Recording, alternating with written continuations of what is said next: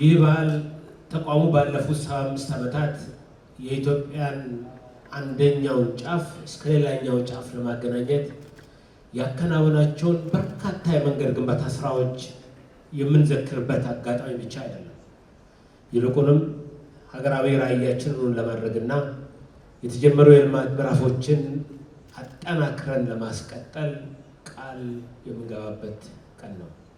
የተከበራችሁ እንግዶች፣ ክቡራትና ክቡራን፣ የዛሬ 75 ዓመት በ1943 ዓ.ም የሀገራችንን መልክዓ ምድር በመንገድ መሰረተ ልማት ለማሳሰርና የሕዝባችንን ማህበራዊና ኢኮኖሚ ግንኙነት ለማጠናከር የተጀመረው ራዕይ ዛሬ ላይ ተጨባጭ ውጤት አስገኝቷል።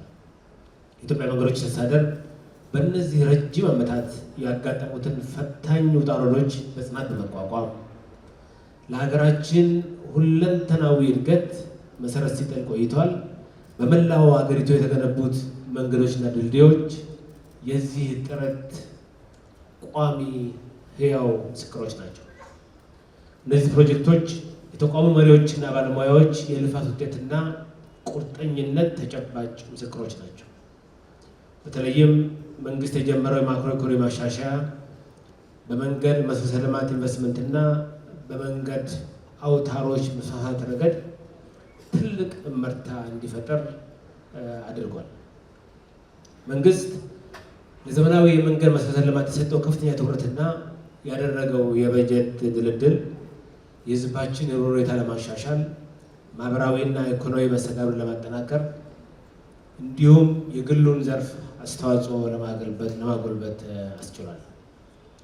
የተከበራችሁ እንግዶች፣ ክቡራትና ክቡራን፣ የዛሬው ክብረ በዓል የመንገድ መሰረተ ልማታችን ከየት ተነስቶ የት ደረሰ የሚለውን የምንቀኝት ብቻ ሳይሆን ይልቁንም የመንገዶቻችን ግንባታ መስፋፋት ለህዝባችን ያመጣውን ሁለንተናዊ እድገትና የጋራ ስኬት የምናከብርበት ልዩ አጋጣሚ ነው። በአሁኑ ወቅት አጠቃላይ መንገድ አውታራችን ከ180,000 ኪሎ ሜትር በላይ መድረስ ችሏል። ከዚህ ቀደም በበጋም ሆነ በክረምት አገልግሎት ከሚሰጥ መንገድ ያለው አማካይ ርቀት ከ21 ኪሎ ሜትር ወደ 4.4 ኪሎ ሜትር ዝቅ ብሏል። በ5 እጥፍ ተሻሽሏል ማለት ነው። እኔ ቦን አጨበጭባለሁ። በተጨማሪም በቅርብ ዓመታት ውስጥ ብቻ 44,000 ኪሎ ሜትር መንገድ መሰራቱ የገጠር ተደራሽነትን ለማስፋፋትና የኢኮኖሚ ውህደትን ለማጎልበት ምቹ ሁኔታን ፈጥሯል። እንዲሁም በኢትዮጵያ የተለያዩ ክልሎችና በጎረቤት ሀገራት መካከል ያለውን የኢኮኖሚ እንቅስቃሴና የህዝቦችን መስተጋብር አሳድጓል። ይሁን እንጂ እስካሁን የተገኙ ውጤቶች እውቅና ሊቸራቸው የሚገቡ ቢሆንም ገና መከናወን ያለባቸው በርካታ ስራዎች ግን እንዳሉ መዘንጋት የለብንም። ኢኮኖሚያችን በፍጥነትና በቀጣይነት እያደገ ይገኛል። የህዝባችን ቁጥር በእጅጉ ጨምሮ በአሁኑ ጊዜ በህዝብ ብዛት በአፍሪካ በሁለተኛ ደረጃ ላይ እንገኛለን። ዘመናዊ ቴክኖሎጂ እያደገ የዓለም ኢኮኖሚና የጂኦፖለቲካ መስተጋብር የተሳሰበ ሄደው እነሆ ዓለማችን ወደ አንድ መንደርነት እየተቀየረች ወደምትገኝበት የዘመን ምዕራፍ ላይ ደርሰናል። እነዚህ ሁሉ ነባራዊ ክስተቶች የኢኮኖሚያችን ውስጣዊ ትስስር፣ የህዝቦቻችን ማህበራዊ መስተጋብር እንዲሁም የመሰረተ ልማት ግንባታ ትልሞቻችንን ለማድረግ ጠንክረንና ተቀናጅተን መስራት እንደሚገባን የሚያመለክቱ ናቸው። የመንገድ ልማት ውጤታማነት በተቋማት የአሰራር ጥራትና ተጠያቂነት ላይ የተመሰረተ ነው። ስለሆነም ግልጽነት፣ ተጠያቂነት፣ ቀልጣፋ የውሳኔ አሰጣጥን፣ በመረጃ ላይ የተመሰረተ የፕሮጀክት አመራርን ማጠናከር ይገባናል። የመንገድ ልማት ከፍተኛ የህዝብ ሀብት የሚጠይቅ መሆኑ የሚመደበው ሀብት ለታለመለት ዓላማ በብቃት እንዲውል የተጠናከረ የአፈጻጸም ክትትልና የተጠያቂነት ስርዓት መዘርጋት ማጠናከር ያስፈልጋል። ቅድም እንዳነሳሁት የመንገድ መሰረተ ልማት በርዝመትም በስፋትም በጥራትም ተጨባጭ መሻሻሎች ታዩበት ቢሆንም መሰረተ ልማት በበቂ መጠን ያልተዘረጋላቸው በርካታ የሀገራችን አካባቢዎች መኖራቸውን ግን መዘንጋት የለብንም። አሁንም በርካታ ዜጎቻችን የመሰረተ ልማት ተደራሽነት ጥያቄ አላቸው። ወደ 4.4 ኪሎ ሜትር ዝቅ ያለው አማካይ መንገድ ርቀት ትልቅ መሻሻል ቢሆንም ይህንን ወደ ሜትሮች ለማውረድ ብዙ ስራ ይጠይቃል። በመንገዶች አለመኖር ወይም አለመሟላት ምክንያት ለገበያ ያልቀረቡ ምርቶች፣ በመንገድ አለመመቻቸት የተነሳ በርካታ በበሽታና ወሊድ ምክንያት ህይወታቸውን ያጡ ዜጎች እናም ትምህርታቸው የሚቋረጥ ህጻናት ቁጥር ትርጉም ባለው መልኩ እንዲቀንስ ማድረግ ይገባናል። የመንገዶች መስፋፋትና ፍትሃዊ ተደራሽነት እነዚህን ተግዳሮቶች ለመቅረፍ በእጅጉ እንደሚረዳ ይታመናል።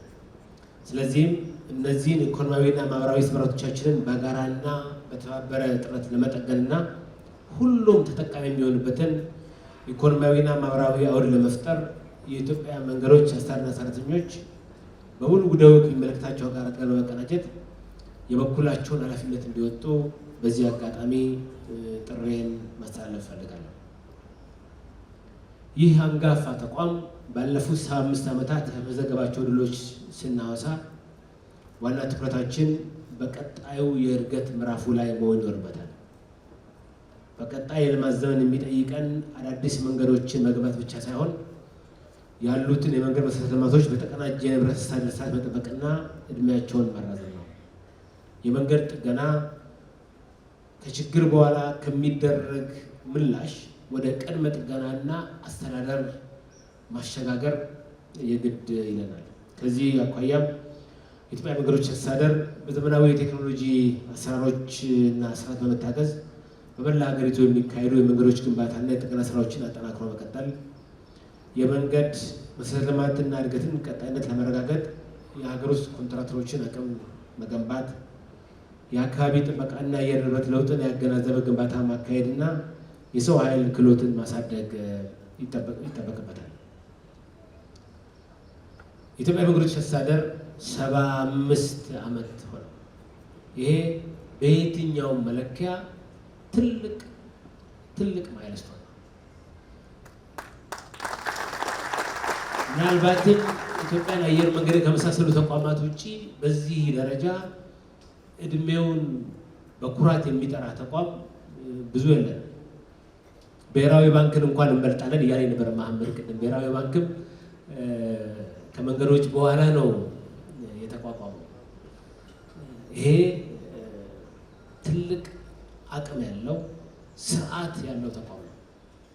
በመንገዶች አስተዳደርን በቦርድ ሲመራ አንዱ በጣም በኩራት የምናገረው ነገር አሰራር ያለው ተቋማዊ የሆነ ከዘመን ዘመን በእውቀት እየተሸጋገረ ያለ አክሮስ ጄኔሬሽንስ አቅሙን እየገነባ የመጣ በኩራት የምንጠራው ተቋም ነው። ለዚህ ያደረሳችሁ አመራሮች፣ የቀድሞ ያውን እዚህ መካከል 45 ዓመት ሆነኝ የሚሉ በኩራት የሚያወሩ ሰዎች እንዳሉ አውቃለሁ። እኔ ሲሳይ ብዬ ስም አልጠቅስም፣ ግን የሚሉ አለ።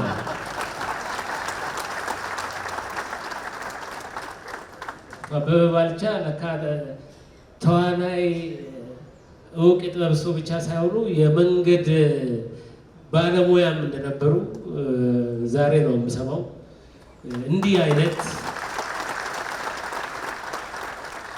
በየዘመኑ ያለፉ መሐንዲሶች፣ ባለሙያዎች፣ ቴክኒሻኖችና ሰራተኞች ያካፈሉት እውቀት፣ ልምድና ትምህርት የዚህ ተቋም ትልቅ ቅርስ ነው።